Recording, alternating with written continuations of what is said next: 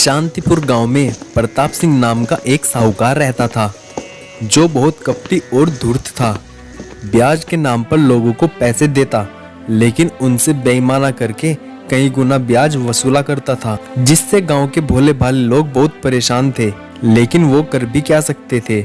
उन्हें जब भी पैसों की जरूरत पड़ती उन्हें प्रताप सिंह के पास ही आना पड़ता और प्रताप सिंह गांव वालों की मजबूरी का फायदा उठाकर उनसे कई गुना ब्याज वसूल लेता। एक दिन शाम को खेतों में फसल बोने के लिए पैसों की जरूरत पड़ी तो वो साहूकार प्रताप सिंह के पास गया। नमस्ते साहूकार जी। अरे नमस्ते श्याम, कहो कैसे आना हुआ आज? साहूकार जी, मुझे कुछ पैसों की जरूरत है। दरअसल मुझे अपने खेतों में फसल की बुआई करनी है और मेरे पास पैसों की थोड़ी कमी है। अगर आप थोड़े पैसे दे देंगे तो अच्छा रहेगा। हाँ, क्यों नहीं, बताओ कितने पैसों की जरूरत है तुम्हें? जी, मुझे 20,000 रुपए की जरूरत है। फसल बेचकर मैं आपके पैसे आपको ब्याज सहित लौटा दूंगा। अरे कैसी बातें करते हो श्याम बेटा, तुम तो मेरे बेटे के जैसे हो। तुम्हें पैसे लौटाने की कोई जरूरत नहीं है। तुम एक काम करना, मुझे अपनी फसल बेचकर जो मुनाफा होगा ना उसका आधा हिस्सा दे देना। अरे नहीं साहूकार जी, मुनाफे का आधा हिस्सा तो बहुत ज्यादा हो जाएगा। इतना तो मैं नहीं दे पाऊंगा। मैं आपको आपके पैसे का ब्याज ही दे दूंगा। साहूकार के मन में बेईमानी तो कूट कूट कर भरी ही थी। वो मन ही मन सोचने लगा, अरे बेटा एक बार पैसे ले तो सही, तेरी आधी फसल तो मैं कैसे भी लेकर ही रहूंगा। पड़ा आया ब्याज देने वाला। कोई बात नहीं बेटा, तुम ब्याज ही दे देना। तुम पैसे ले जाओ और अपना काम अच्छे से करो। श्याम पैसे लेकर अपने घर आ जाता है और अपने खेतों में अपना काम करना शुरू कर देता है। धीरे धीरे उसकी फसल बड़ी हो जाती है। फसल तो भगवान की कृपा से अच्छी हुई है। कल इन्हें काट कर बाजार में बेच आऊंगा, फिर साहूकार के पैसे भी तो वापस करने हैं। श्याम की फसल बहुत अच्छी हो गई है। ये खबर साहूकार तक पहुंचती है। अरे सेठ जी, आपको पता है श्याम की फसल बहुत अच्छी हुई है इस बार। लगता है उसे अच्छा मुनाफा होगा। लगता है वो आपके दिए गए पैसे वक्त से पहले ही आपको लौटा देगा। तुम बेवकूफ हो बेवकूफ। मेरा नाम ठाकुर प्रताप सिंह है। ऐसे लोगों से मुझे किस तरह मुनाफा लेना है ये मुझे अच्छी तरह पता है। ये दौलत मैंने इन भोले भाले गांव वालों से बेईमाना करके ही तो कमाई है। अब देखो मैं क्या करता हूँ। अगले दिन ठाकुर प्रताप सिंह शाम को दिए वक्त से पहले ही उनसे अपने पैसे लेने उनके घर पहुंच जाता है और उससे कहता है, श्याम, तुम्हें मैंने जो पैसे दिए थे उसका समय खत्म हो चुका है। लाओ मेरे पैसे मुझे ब्याज सहित लौटा दो। लेकिन सेठ जी, अभी तो आपके दिए गए समय में 2 दिन शेष है। अभी तो मेरे पास पैसे नहीं है। मैं फसल बेचते ही आपके पैसे आपको ब्याज सहित लौटा दूंगा। साहूकार बेईमाने पर आ गया था। वो श्याम की फसल हड़पना चाहता था। देखो श्याम, अब तुम बेईमाना कर रहे हो। मैंने तुम्हें एक भला आदमी समझकर पैसे दिए थे।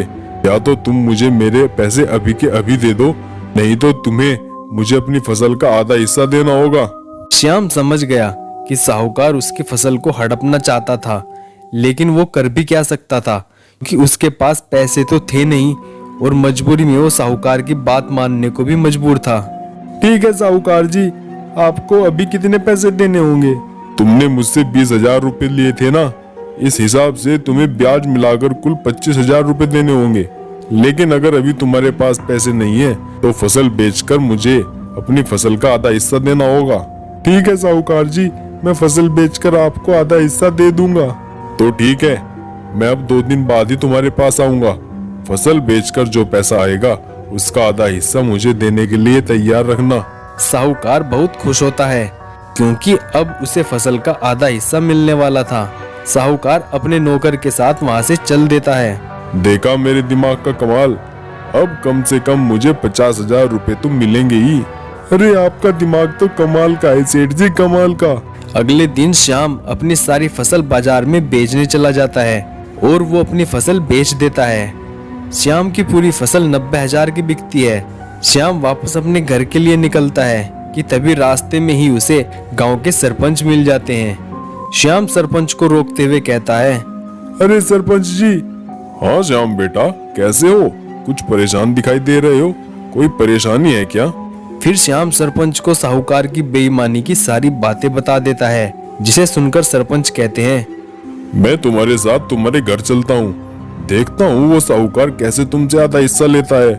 मेहनत तुमने की है और इन पैसों पर सिर्फ तुम्हारा ही हक है। बस जैसा मैं कहता हूँ तुम वैसा ही करो। तुम्हारे जैसे ना जाने कितने भोले भाले लोगों को ये साहूकार ठग चुका है। अब इसकी बारी है। श्याम और सरपंच दोनों घर आ जाते हैं। श्याम पैसे एक जगह छिपा देता है और 5,000 रुपए निकालकर अपने पास रख लेता है, जैसा कि सरपंच ने उससे कहा था। कुछ देर बाद साहूकार अपने नौकर के साथ वहां अपना हिस्सा लेने आता है। क्यों श्याम, फसल को बेच आया? कितने की बिकी फसल? ला मेरा हिस्सा दे। श्याम साहूकार को 5,000 रुपए देकर कहता है, सेठ जी, मेरी पूरी फसल 10,000 रुपए की ही बिकी है और शर्त के हिसाब से ये 5,000 रुपए मैंने आपके लिए ही रखे हैं। साहूकार ये देखकर गुस्से से पागल हो जाता है और कहता है, मुझे क्या पागल समझाए तूने?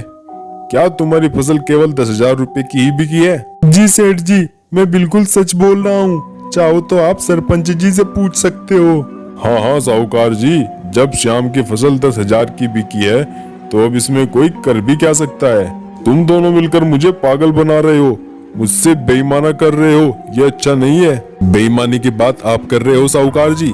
जब श्याम आपके तय किए हुए ब्याज पर आपको 25,000 रुपए दे रहा था, अगर तभी आप वो ले लेते तो कम से कम आपको नुकसान तो नहीं झेलना पड़ता।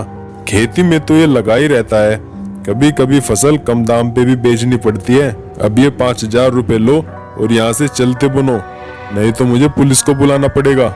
साहूकार को मजबूरी में सरपंच की बात माननी पड़ती है और वो अपने नौकर के साथ वहाँ से चल देता है। अरे सेठ जी, आज तो ये श्याम आप पर भी भारी पड़ गया। चतुराई में तो ये आपसे भी 10 कदम आगे निकला।